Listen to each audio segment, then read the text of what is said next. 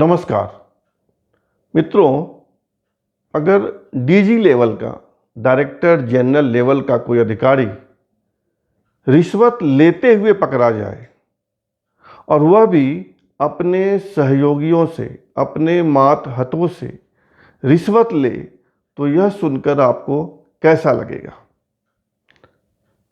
साफ है कि आपको अच्छा नहीं लगेगा, आपको बुरा लगेगा, आपको सिस्टम पर गुस्सा आएगा।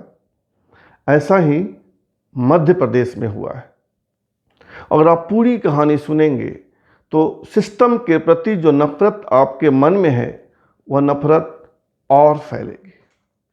मध्य प्रदेश के ट्रांसपोर्ट कमिश्नर, जो एक सीनियर आईपीएस ऑफिसर हैं, जो डीजी लेवल के हैं, यानी director general of police level के अधिकारी हैं, वे अपने मातहतों से इंस्पेक्टर, दारोगा, एसआई, एएसआई से पैसा लेते हैं मंथली, हर महीने लिफाफे में। गुस्सा आया ना आपको? देखिए, ये आज के अखबार की खबर है, पढ़िएगा क्या लिखा है इसमें। लिफाफा लेते वीडियो वायरल होने पर ट्रांसपोर्ट कमिश्नर को हटाया, देर रात कार्रवाई। वीडियो 4 साल पुराना, तब मधु कुमार उज्जैन आईजी थे। आईजी लेवल का अधिकारी अपने जूनियर से हर महीने एक बंधी बंधाई रकम लेता है। पूरी कहानी सुनिएगा, बीच में जाइएगा नहीं। बहुत रुचिकर, इंफॉर्मेटिव पूरी घटना, पूरी सूचना है। इनका नाम है एम मधु कुमार, मध्य प्रदेश कैडर के आईपीएस अधिकारी हैं। कल दोपहर 5 मिनट 35 सेकेंड का एक वीडियो सोशल मीडिया पर वायरल हुआ, जिसमें वे अपने मातहतों से एक बंद कमरे में पैसा ले रहे हैं। बारी बारी से एक एक जूनियर उनका, जो कोई दरोगा है, कोई एएसआई है, कोई एसआई आता है, उनके पैर छूता है और उनके पास या उनके टेबल पर एक लिफाफा छोड़ जाता है। आईजी साहब, बताया जा रहा है कि यह घटना, यह रिकॉर्डिंग तब की है जब वे उज्जैन रेंज के आईजी थे। आज की नहीं है, जब वे ट्रांसपोर्ट कमिश्नर थे, कल रात तक थे, अब नहीं है। अब उनको वहाँ से हटाकर पुलिस लाइन में, पुलिस मुख्यालय में अटैच कर दिया गया है। अब वे पुलिस मुख्यालय में बैठेंगे। तो लिफाफा जब रख जाता है उनका जूनियर, तो वो लिफाफा ऐसे उठाते हैं और अपने पिछवाड़े दबा लेते हैं। फिर कोई जूनियर आता है, उनके पैर छूता है, लिफाफे रख जाता है, वो लिफाफा लेते हैं, अपने पिछवाड़े दबा लेते हैं और फिर सबको एक ब्रीफकेस में रखते हैं। कैसी शर्मनाक घटना है, सोचिएगा। और उससे भी शर्मनाक परिवहन विभाग के मंत्री का बयान है। परिवहन विभाग का मंत्री है गोविंद सिंह राजपूत, और गोविंद सिंह राजपूत ने कहा है कि उन लिफाफों में कागजात थे ऑफिशियल, पैसा नहीं था। अरे राजपूत साहेब, अरे परिवहन मंत्री, चुनाव लड़ने जा रहे हो, झूठ क्यों बोलते हो? क्या बंद लिफाफे में, मुड़े तुड़े लिफाफे में ऑफिशियल कागजात दिया जाता है? इतने भोले बनते हो या किसको भोला बना रहे हो, मूर्ख बना रहे हो? तो ये हाल है देश का। रिश्वतखोर अधिकारी और उस पर पर्दा डालता परिवहन मंत्री।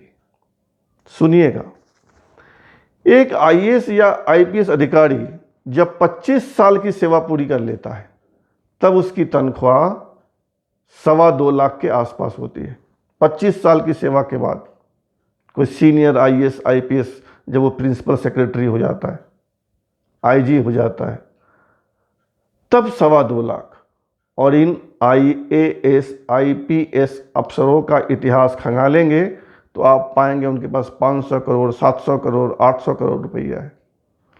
किस स्पीड से पैसा कमाते हैं ये?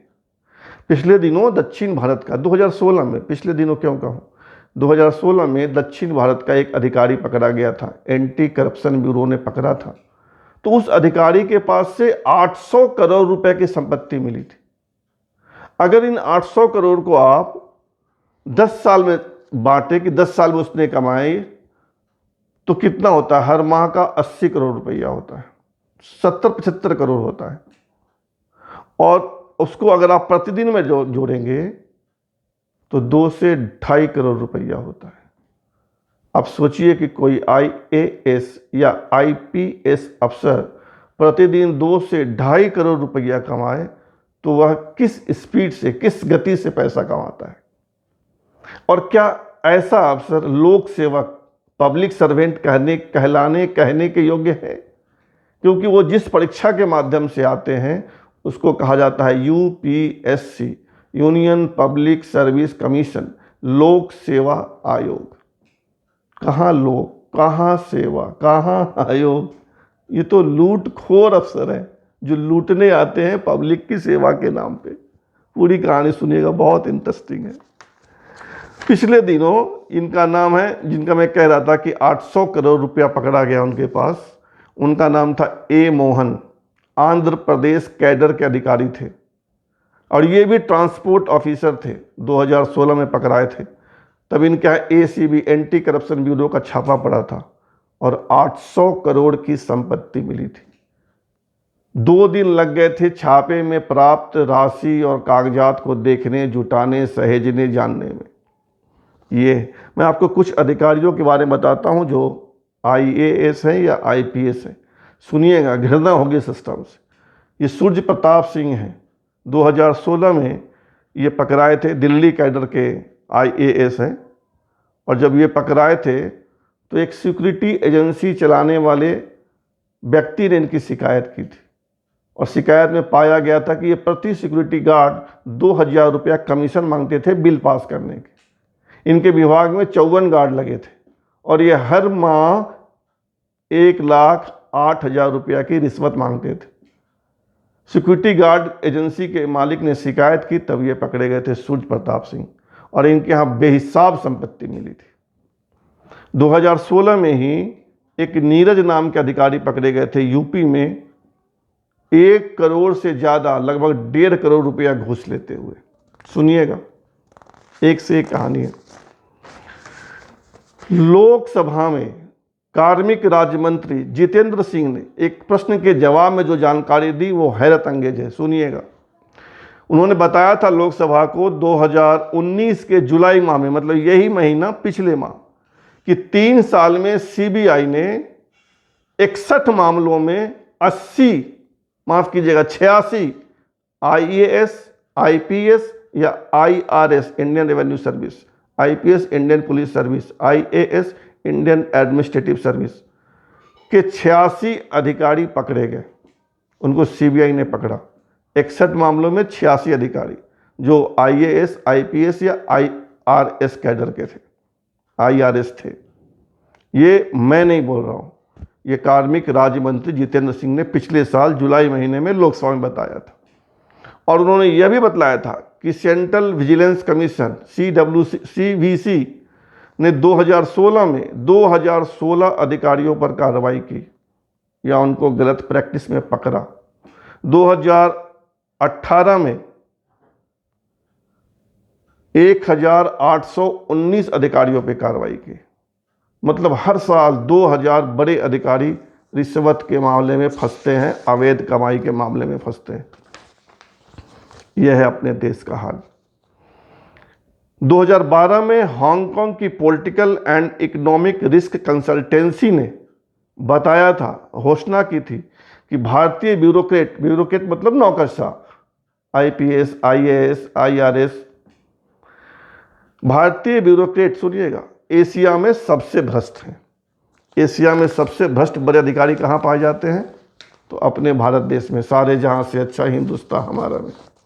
और सुनिए, एक लिस्ट बनाई एक एजेंसी ने कि 10 सबसे भ्रष्ट IAS अधिकारियों की। वो 10 नाम कौन से, सुनिएगा। पहला नाम S मलाई चामी, नाम ही है मलाई, H मलाई चामी, 1971 बैच के IAS। 2012 में इनको 5 साल की सजा मिली। अब तो छूट गए होंगे, 2020 आगे 17 में छूट गए होंगे। दूसरे नंबर पे नितेश जनार्दन ठाकुर, ये भी 1971 बैच के IAS, इन्होंने 12 साल में 200 करोड़ रुपए कमाए थे। सोचिए क्या गति है पैसा कमाने की। महाराष्ट्र के अलीबाग में कलेक्टर रहते हुए, महाराष्ट्र में एक जिला है अलीबाग, वहाँ का कलेक्टर रहते हुए इन्होंने सरकारी ज़मीन में छेड़छाड़ की थी।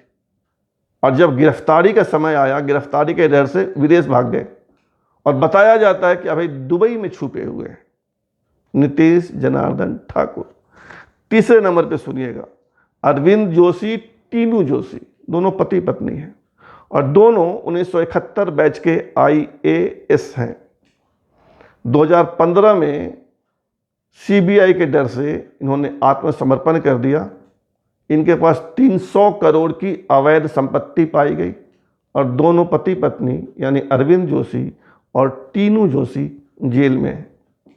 और इससे भी कमाल सुनिए, अरविंद जोशी के पिता और टीनू जोशी के ससुर मध्य प्रदेश के DGP रह चुके हैं, डायरेक्टर जनरल ऑफ पुलिस। पैसे की हवा देखिएगा। नीरा यादव, बहुचर्चित नाम है। नीरा यादव जो है ये, इनको 2017 में 2 साल की सजा मिली। उत्तर प्रदेश कैडर की IAS ऑफिसर। इन्होंने भी जमीन घोटाला किया था।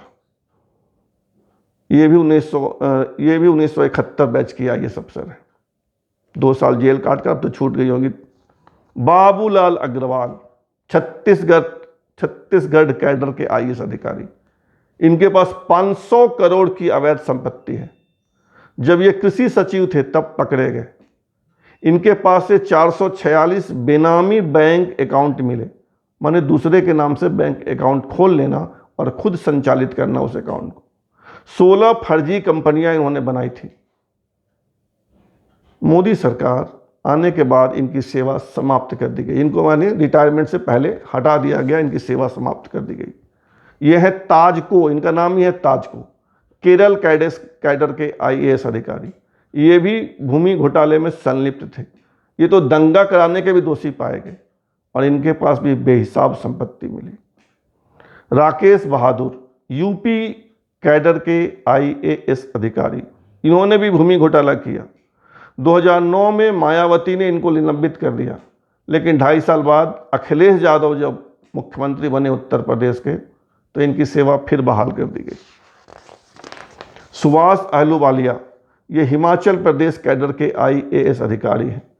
तब के मुख्यमंत्री वीरभद्र सिंह के निजी सचिव भी थे। इनके पास भी आय से अधिक बेहिसाब संपत्ति पाई गई। गिरफ्तार हुए, निलंबित हुए, फिर बहाल हो गए। सिस्टम का दोष। राकेश जैन, बेहिसाब संपत्ति, 2010 में निलंबित हुए थे। ये है सिस्टम। एक मधु कुमारी नहीं, ट्रांसपोर्ट कमिश्नर, जिनको कल हटाया गया। पूरे सिस्टम में घुन लगा है। ये लोग लोक सेवक, पब्लिक सर्वेंट नाम के कहे जाते हैं। आपको पता है देश में इस समय 6,500 के आसपास, 6,500 के आसपास IAS अधिकारी हैं। ये 2019 का आंकड़ा है। हर साल लाखों लोग UPSC का एग्जाम देने बैठते हैं, union public of service commission. 3 चरण में परीक्षा होती है, एग्जाम होता है। पहले प्रीलिम्स होता है जिसको प्रारंभिक बोलते हैं, फिर मेंस होता है जिसको प्रमुख परीक्षा कहते हैं, और उसके बाद इंटरव्यू होता है। 900, 925, 935, 940 अधिकारी चुने जाते हैं और उसमें से फिर बढ़ता है IAS।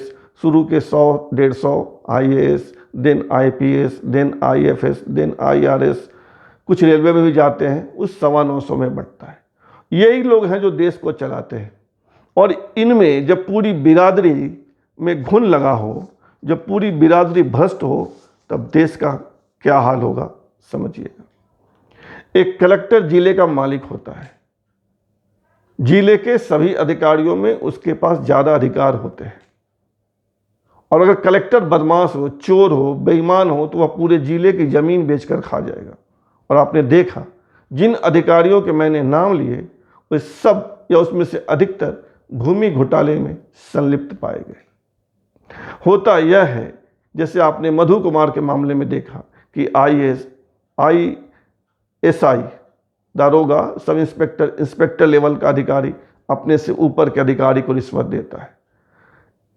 सपोज DSP को देता है, DSP SP को देता है, एसपी आईजी को देता है, आईजी होम सेक्रेटरी को देता है या डीजीपी को देता है, डीजीपी या होम सेक्रेटरी मंत्री को देता है, मंत्री मुख्यमंत्री को देता है, मुख्यमंत्री पार्टी अध्यक्ष को देता है, आला कमान को देता है, या पार्टी फंड में देता है, या आप दिल्ली में बैठे अपने आका को देता है जो उसको मंत्री मुख्यमंत्री बनाने में मदद करते हैं।